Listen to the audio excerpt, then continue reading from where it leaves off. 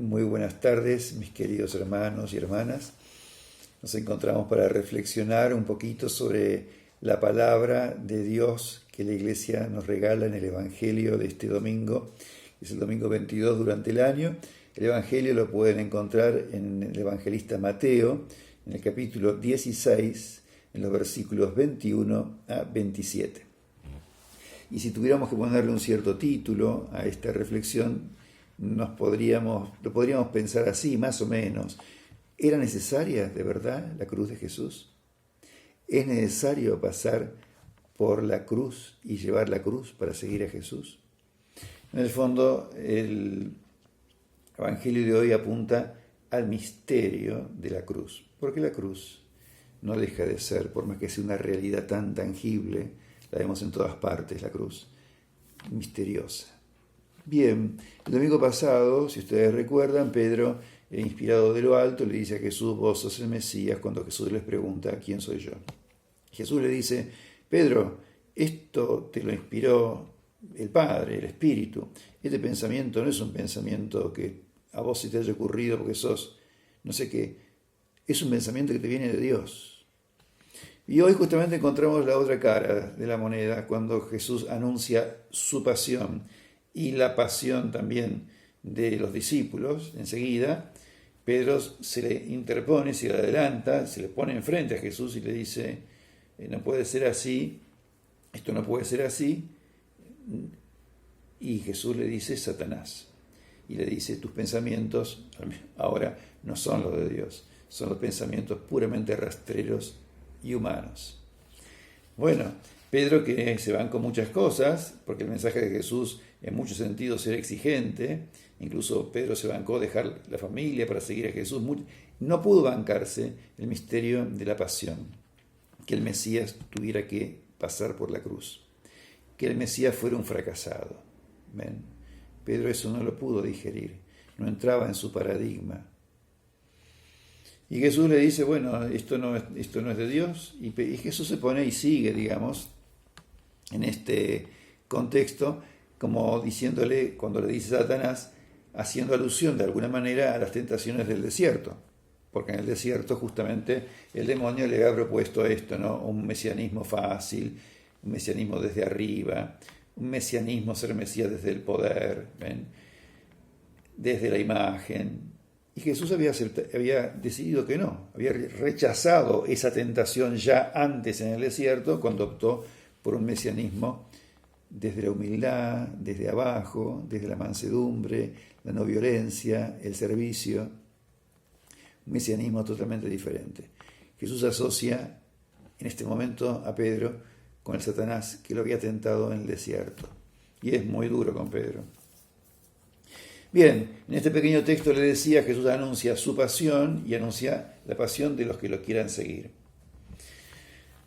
La pasión de Jesús era una pasión, digamos, podríamos decir, el anuncio de su pasión es la crónica de una muerte anunciada. Jesús, con lo que estaba haciendo, con lo que estaba diciendo, con las actitudes que tenía, con el rupturismo con respecto al sábado y a las tradiciones, con la denuncia de las injusticias, con la denuncia al templo como una cueva de ladrones, estaba acabándose su propia fosa. Estaba claro que de una u otra forma lo iban a eliminar, lo iban a sacar del medio. Jesús va poco a poco intuyendo esto cada vez más. Al principio es una intuición, después se va confirmando en esto que él va a terminar con una muerte violenta, como terminaron casi todos los profetas. Intentó explicarlo esto y se ayudó. Si ustedes tienen tiempo y quieren, consulten Isaías en el capítulo 42 y en el capítulo 53. Del 42 al 53 hay 4 cánticos del siervo de Isaías, que de alguna manera es un personaje que preanuncia esto de la entrega de alguien para la salvación de todos. Pero además Jesús usó imágenes, por ejemplo, en Juan, la imagen del bautismo, ¿no?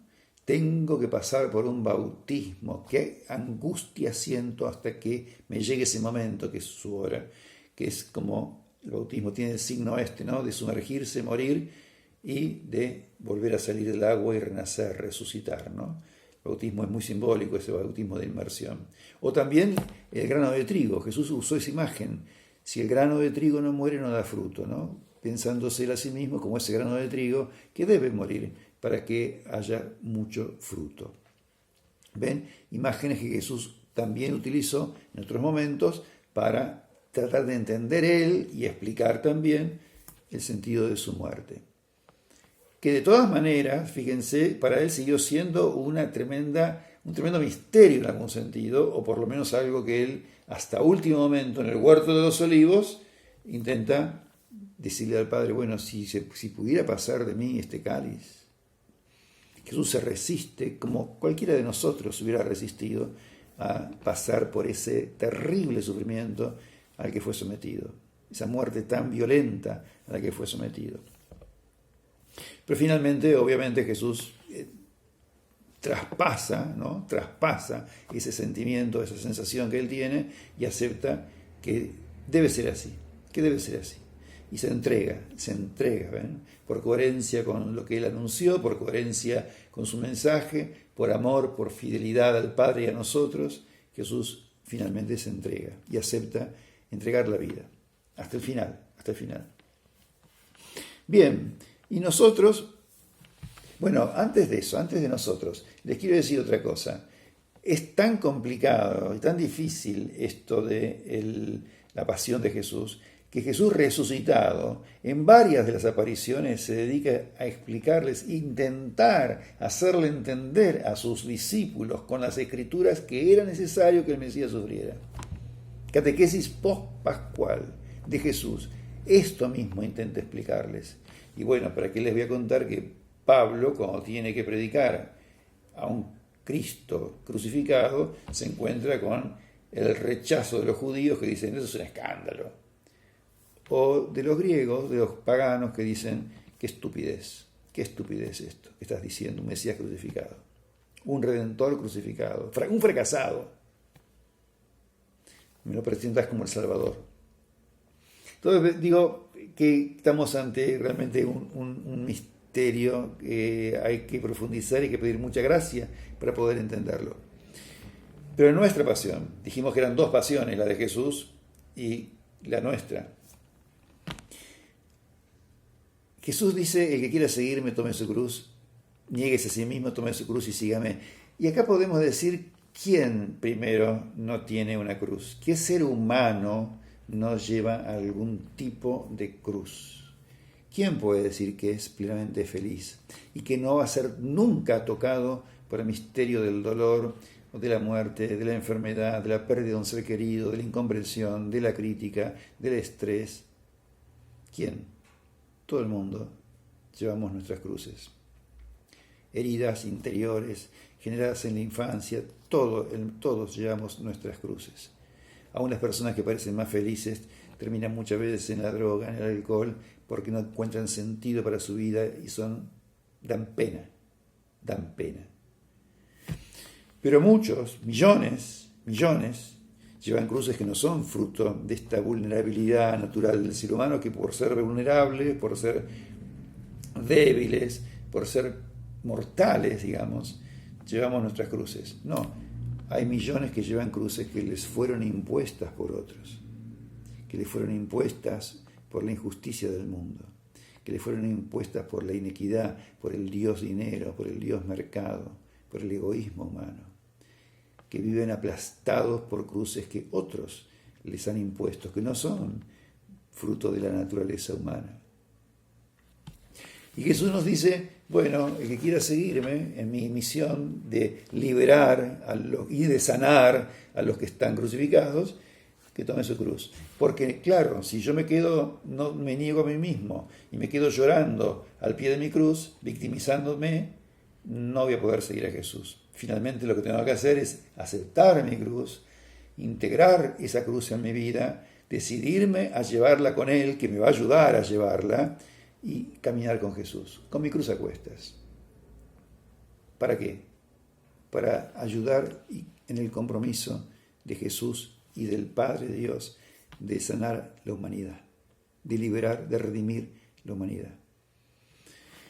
Bien, cuando esto acontece y yo me pongo detrás de Jesús a hacer su tarea, a acompañarlo en la tarea, a completar, si quieren, su tarea, me encuentro que, bueno, obviamente, seré perseguido como fue perseguido Jesús, como fue perseguido Romero, como fue perseguido Angelelli, como fue perseguido Martin Luther King, Gandhi, etc. Todo aquel que intente hacer un mundo mejor y luchar contra las causas de que este mundo esté así, va a ser perseguido, va a ser quitado de en medio. Es así, esa es la realidad. Entonces hoy, finalmente, hermanos, la gran pregunta es, bueno, primero yo frente a las cruces personales, frente al dolor que me toca llevar, frente a mis heridas, que son parte de esa cruz, ¿cuál es mi actitud? Me victimizo, las asumo, me quedo ahí llorándolas, me enrosco en ellas, o decido caminar con ellas, digamos, con Jesús. ¿Y cuál es mi actitud frente a las cruces de los otros? ¿Estoy dispuesto a desclavar crucificados, como Jesús me pide? ¿Estoy dispuesto a entregar mi vida para desclavar a los que sufren en el mundo hoy? Jesús dijo, y termina el Evangelio así finalmente, el que quiera salvar su vida egoístamente, el que quiera salvarse a sí mismo, digamos, última tentación de Cristo en la cruz, ¿no? El que quiera salvarse a sí mismo, pierde la vida, se queda solo, se pudre solo. El que entregue su vida por amor a los demás, se salva, esa vida se planifica, esa vida se hace fecunda y feliz. El que la entrega conmigo, ese la gana, dice Jesús, ese la gana.